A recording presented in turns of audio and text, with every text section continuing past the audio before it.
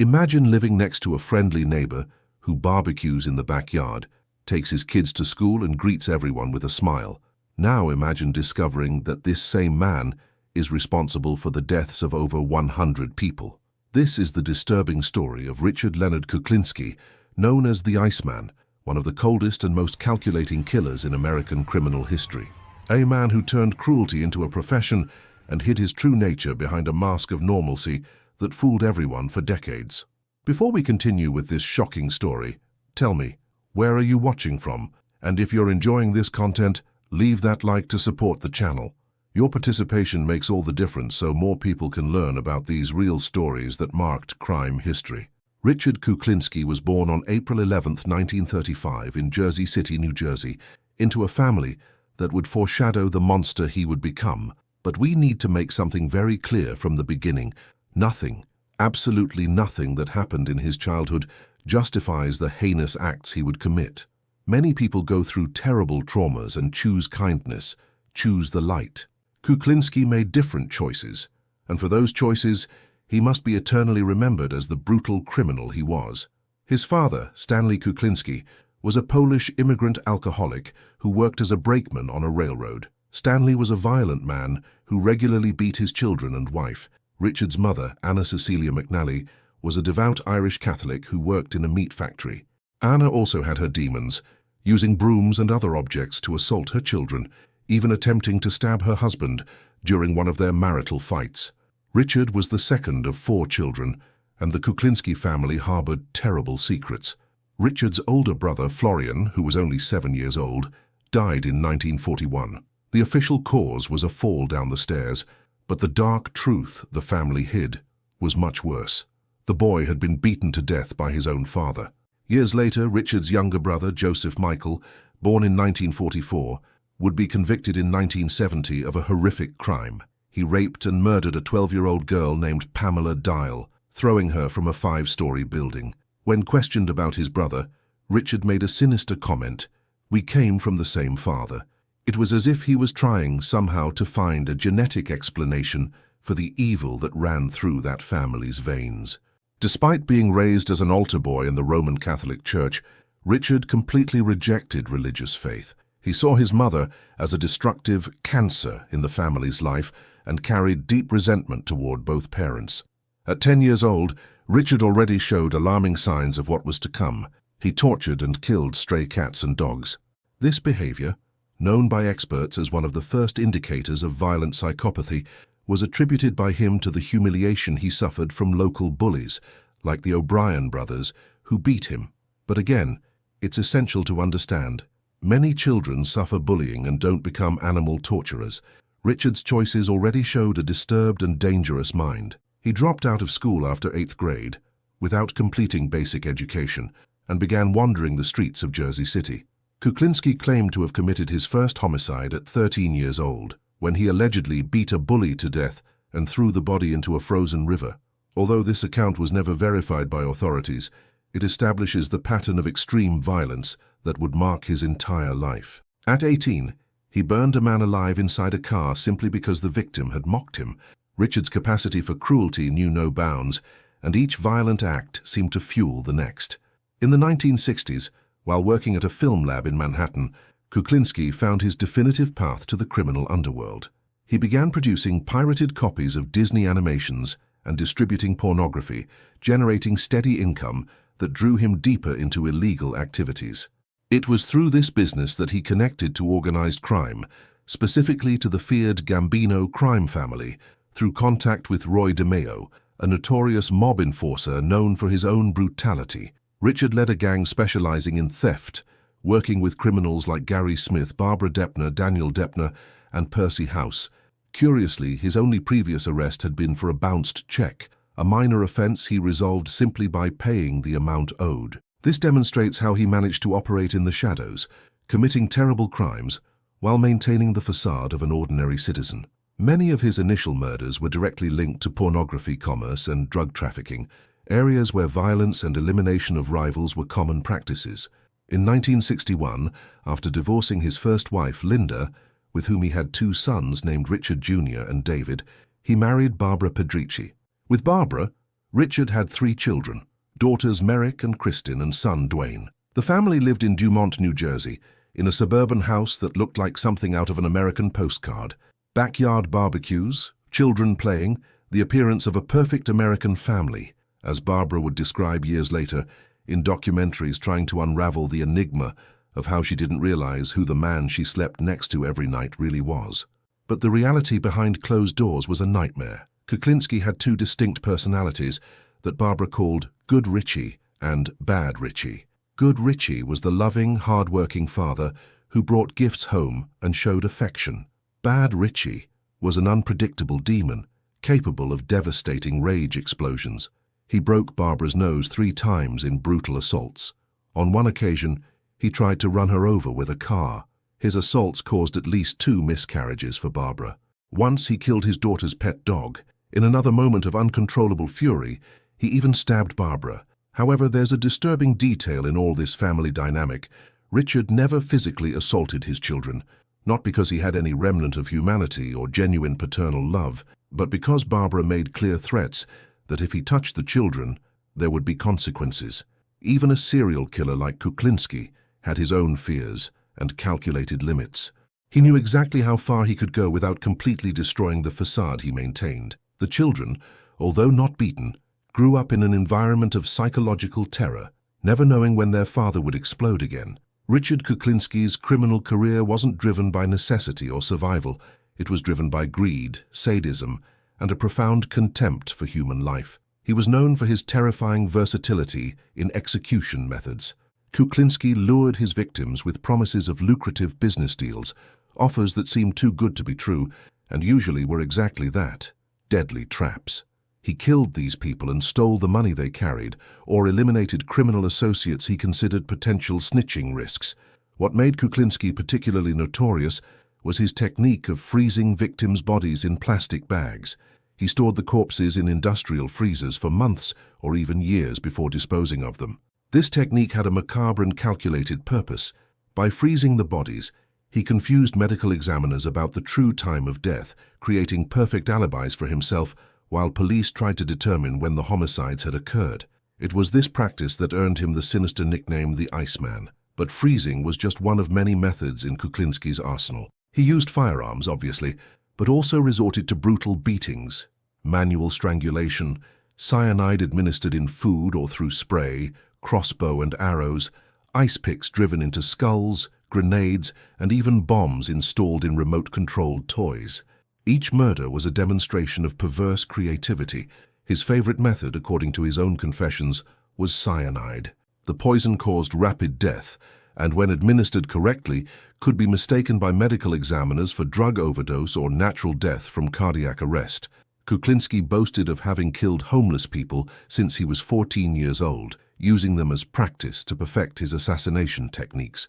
He described these homicides with shocking coldness, as if he were talking about learning to fix cars or cook. For him, taking a human life was simply a technical skill to be refined. He claimed to have eliminated over 100 people throughout his career, possibly up to 250, although many experts question these inflated numbers as exaggerations from a narcissist seeking notoriety. Among the confirmed murders that would eventually lead him to prison, 5 stand out for their brutality and the pattern of behavior they reveal. George Maliband was killed with 5 shots and had his money from illicit business stolen. Louis Mazgay took a single shot to the head and had his body frozen for so long that police initially believed he had died much later than his actual disappearance. Mazgay was last seen with Kuklinski, a pattern that would repeat with other victims. Paul Hoffman was beaten to death with a tire iron after Kuklinski's gun jammed. His body was found inside an oil drum, an image that would become iconic in reports about the case. Gary Smith and Daniel Deppner were members of Kuklinski's own theft gang. When Richard decided they represented snitching risks, he didn't hesitate to eliminate them. Smith was poisoned with cyanide placed in a hamburger and then strangled to ensure death. Deppner was strangled directly. These murders demonstrate a particularly cold aspect of Kuklinski. He was capable of killing even people he had worked side by side with, without showing any loyalty or remorse. Friendship for him was just another disposable tool. Kuklinski loved to boast about his connections to organized crime. He claimed to be an elite assassin for the 5 families of the New York Mafia and for the De Cavalcante family. According to his own stories, he would have been responsible for executing notorious underworld figures, including Carmine Galante in 1979, Paul Castellano in 1985, and even the legendary disappearance of Jimmy Hoffa. He even claimed to have killed John Favara, the man who accidentally ran over John Gotti's son, and even Roy DeMeo, who was supposedly his own boss in the Gambino family. However, organized crime experts and former mob members like Michael Franzese, a former capo of the Colombo family, and Sammy the Bull Gravano, the infamous Gambino family informant, vehemently deny these allegations. They call Kuklinski a pathological liar and state that he never had the status or trust necessary to execute high-profile assassinations for the mob. It's important to understand that Kuklinski was not an official member of the Mafia because he didn't have Sicilian ancestry, a requirement to become a made man. He was, at best, an independent contractor who did dirty work for various criminal organizations, but who enormously exaggerated his role and importance. The reality is that Richard Kuklinski was a brutal killer, yes, but also a narcissist desperate for recognition and notoriety.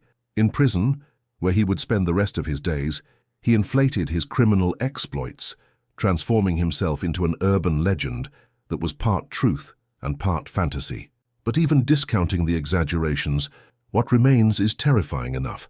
A man who killed at least 5 people in horrible ways, who terrorized his own family, and who operated in society's shadows for decades without being captured. Before we continue unraveling this terrifying story, I want to know, are you still with me? Where are you watching from? If this content is impacting you as much as it's impacting me to research and present it, leave that like and share with someone who enjoys true crime stories. Your support is essential for us to continue bringing these important stories to light. The walls began closing in on Richard Kuklinski in 1986. For years he had operated with frightening impunity, leaving a trail of bodies and devastated families while maintaining his facade of suburban normalcy. But every criminal, no matter how careful, eventually makes mistakes. An informant connected Kuklinski to a series of thefts, and 5 unsolved murders pointed directly to him as a suspect.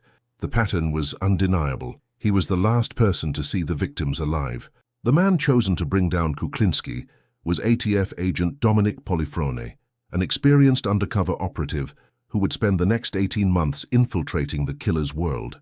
Polifrone created the identity of Dominic Provenzano, posing as a buyer of illegal weapons. For a year and a half, Polifrone met with Kuklinski, gaining his trust and recording everything. The recordings were chilling. Kuklinski spoke casually about using cyanide to kill people, about disposing of bodies, about his techniques. He talked about murder the way most people talk about their jobs. There was no emotion, no remorse, just cold, technical descriptions. The trap was set for December 17, 1986. Polifrone arranged a fake cyanide transaction. They even tested the substance on a dog, demonstrating Kuklinski's complete lack of empathy. As Kuklinski arrived for what he thought would be another profitable deal, he drove into a coordinated roadblock. Police vehicles surrounded him from all directions. There was no escape. The Iceman's reign of terror had finally ended. Barbara Kuklinski was also arrested that day on weapons charges but was released shortly after. For Barbara, the arrest must have brought complex emotions. Part of her had known the man she married was dangerous. The broken noses, the miscarriages, the dead pet, the unpredictable rages, these weren't the actions of a simple businessman. But the full extent of Richard's crimes must have been overwhelming to confront. The trial began with the prosecutor laying out a case that seemed almost impossible to believe. He was charged with 5 murders: Gary Smith, Daniel Deppner, George Maliband, Louis Masgay, and Paul Hoffman. Additionally, he faced 6 weapons violations, attempted murder, and robbery charges. Witnesses from his criminal world came forward. Percy House testified. Barbara Deppner took the stand. And most damaging of all, Agent Polifrone's recordings were played for the jury. In 1988, the jury convicted Kuklinski of the murders of Gary Smith and Daniel Deppner. However, because the prosecution couldn't prove he had personally executed these men, only orchestrated their deaths, he avoided the death penalty. Instead, he received a minimum sentence of 60 years. For someone who was 53 years old, this was effectively a life sentence. He subsequently pleaded guilty to murdering Louis Mazgay and George Maliband, adding 2 consecutive life sentences. He confessed to killing Paul Hoffman, but was never tried due to insufficient evidence. Kuklinski would be ineligible for parole until 2046, when he would be 111 years old. Richard Kuklinski would die in prison, and society would be safe from him forever. Incarcerated at Trenton State Prison, Kuklinski became a true crime celebrity. He granted extensive interviews to prosecutors, psychiatrists, and journalists, relishing the attention. These interviews resulted in 3 HBO documentaries released in 1992, 2001, and 2003. Watching these documentaries is surreal. Kuklinski sits calmly, speaking about murders with emotional detachment. Dr. Park Dietz, a forensic psychiatrist, diagnosed him with antisocial personality disorder and paranoid personality disorder. Dietz noted the complete lack of empathy, the paranoia, and the sadistic pleasure he derived from power over life and death. Kuklinski claimed he didn't like killing innocent people, as if his preference for killing criminals made him more moral. It was a distinction without difference. Murder is murder. Criminologist Kelly Wellman argued Kuklinski was made, not born, a killer. This acknowledges that while his environment was toxic and abusive, he still made choices. Plenty of people emerge from terrible childhoods and choose compassion. Kuklinski chose violence, he chose cruelty, he chose to become a predator. In October 2005, Kuklinski's health began seriously failing. He was diagnosed with Kawasaki disease and transferred to St. Francis Medical Center. On March 5, 2006, Richard Leonard Kuklinski died of cardiac arrest at 70 years old. Barbara had signed a "Do Not Resuscitate" order. It was a quiet end for a man whose life had been anything but quiet. His death sparked conspiracy theories since he was scheduled to testify against a mobster. However, autopsy confirmed natural causes: heart disease, phlebitis, and Kawasaki disease complications. Sometimes death is simply death. Barbara Kuklinski received profits from books about her husband's crimes. In interviews, she maintained she had no idea about the extent of Richard's criminal activities. She knew he was involved in shady business, but serial murder. She claimed complete ignorance. Richard Kuklinski reveals stark contradictions. At home, he could be charming, playing the provider role, but this good Richie was always a performance. The real Richard viewed other humans as obstacles to remove or opportunities to exploit, but we must resist viewing Kuklinski as simply a victim of circumstances. Yes, his childhood was horrific, but these facts don't excuse his choices. At every step, he had opportunities to seek help, to choose differently. He never did. Kuklinski's story has been immortalized in various media. Anthony Bruno's book, The Iceman, The True Story of a Cold-Blooded Killer in 1993, was one of the first comprehensive accounts. Philip Carlo's The Iceman, Confessions of a Mafia Contract Killer in 2006 presented Kuklinski's own version, though many claims remain disputed. In 2012, the film The Iceman, starring Michael Shannon, brought his story to mainstream audiences. The HBO documentaries remain perhaps the most chilling representations. Watching him speak so calmly about murder, seeing the flat effect as he describes killing with cyanide spray, it's profoundly disturbing. These documentaries reveal the extent to which Kuklinski exaggerated his exploits. He wanted to be remembered as the most prolific contract killer in American history. The reality is more mundane, but no less terrifying. Kuklinski's legacy is that of a dual assassin, the suburban terror who exposed failures in serial crime investigation. He demonstrated how someone could hide in plain sight, how a monster could live next door and nobody would know. His case prompted law enforcement to reconsider how they tracked unsolved murders. Perhaps the most important aspect is what his story reveals about lasting impacts of child abuse. Not to excuse his actions, never that, but to understand how violence begets violence, how trauma can twist a developing mind. This isn't inevitable. Most abuse victims don't become killers, but the risk factors are there, and society has a responsibility to intervene, to protect children, to break cycles of violence. Despite his confessions, many experts view Kuklinski as an opportunist who inflated his prison reputation. The actual number of victims may never be known. Some investigators believe he killed only the 5 convicted. Others think 15 or 20. Kuklinski claimed over 100, sometimes 250. The truth likely lies somewhere in between.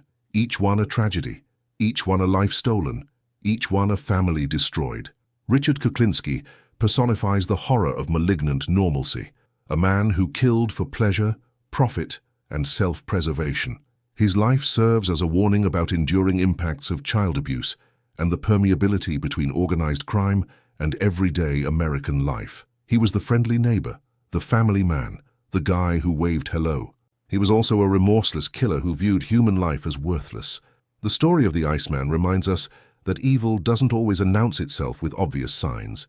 Sometimes it wears a smile. Sometimes it invites you to a backyard barbecue. Richard Kuklinski got away with murder for decades because nobody could imagine that the man they knew could be capable of such atrocities. But he was. And that's perhaps the most terrifying lesson of all. The monsters are real, and sometimes they live right next door. Thank you for staying with me through this difficult but important story.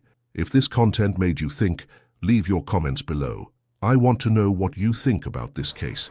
Could you have imagined that a suburban father could be hiding such darkness? Let's discuss in the comments. And remember, stay safe out there because you never really know who might be living next door.